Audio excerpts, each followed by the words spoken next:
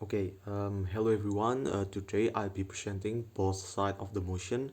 This house would let the government fully own and manage all public transportation in Indonesia.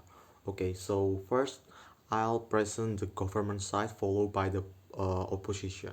Okay, um, Public transportation should be a universal right, not a profit-driven service.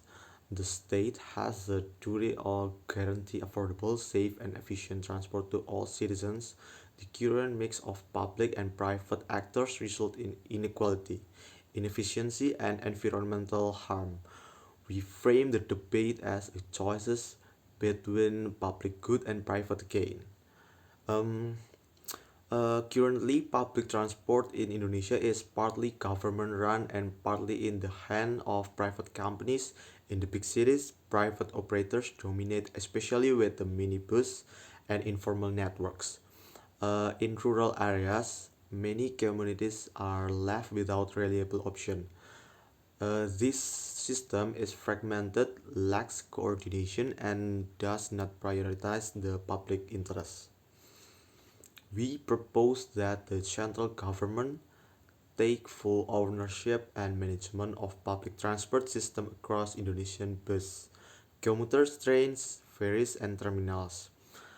Private companies will be phased out or integrated under government control. A national transportation agency will be created for centralized planning, fare regulation, and service standards. Okay. Um, For the equality and accessibility, a government-run system ensures universal access, especially in remote or low-income areas where private firms don't see a profit.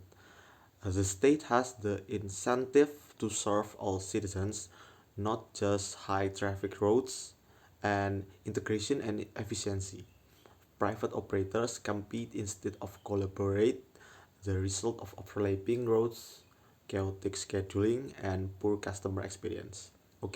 A centralized system enables standardized fares, seamless transfers, and integrated infrastructure investment resulting in smoother commutes and a smarter urban planning. Okay, Environmental sustainability. The state can lead a green transportation revolution, something private firms hesitate to invest in with full control, and government can standardize vehicle fleets to reduce emission. Okay, Introduce electric buses and build rail infrastructure that reduce car dependency. Long-term planning and accountability. Government can plan for the future, unlike private companies focus on quarterly profits. The government can implement 30-year infrastructure project, maintain consistent service quality, and be hold public accountable through election and citizen feedback.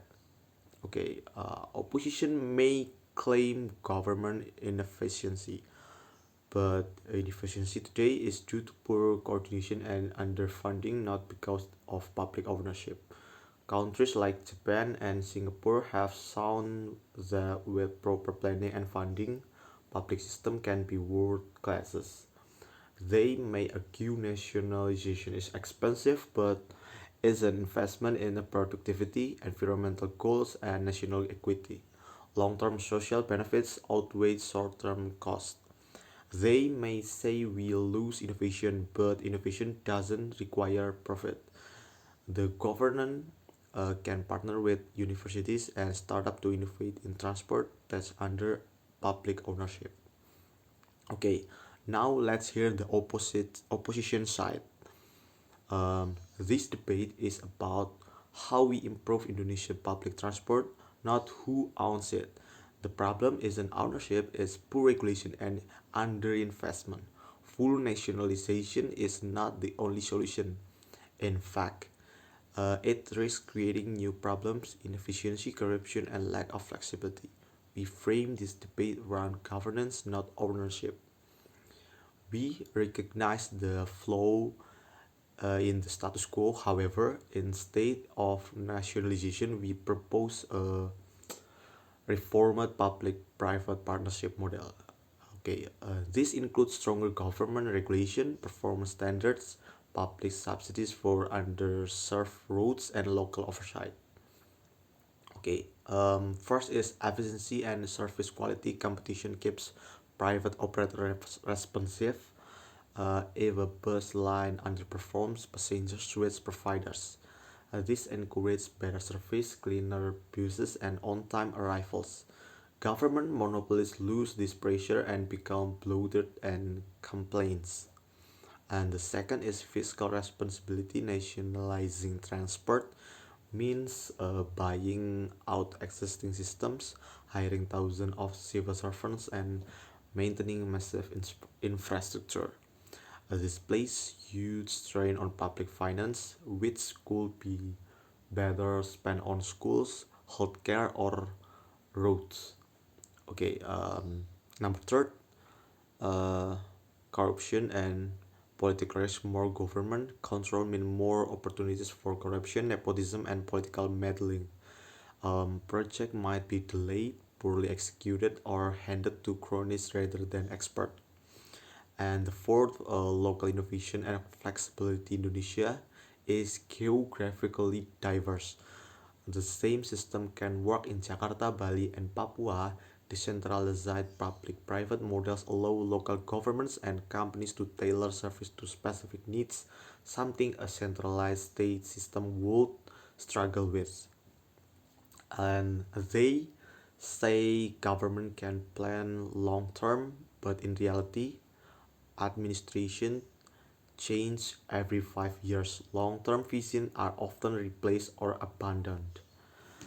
They argue about universal access that can still be achieved through targeted subsidies and service obligation for private operators without full state ownership. They claim integration is only possible with one provider, not through digital platform can integrate payments, routes, and scheduling across multiple providers. And scene is place like London or Seoul. Um, the the conclusion: the government offers both ideals but overlooks the risk of inefficiency and political capture. The opposition present a flexible, fiscally responsible, and pragmatic path to improving Indonesian public transport.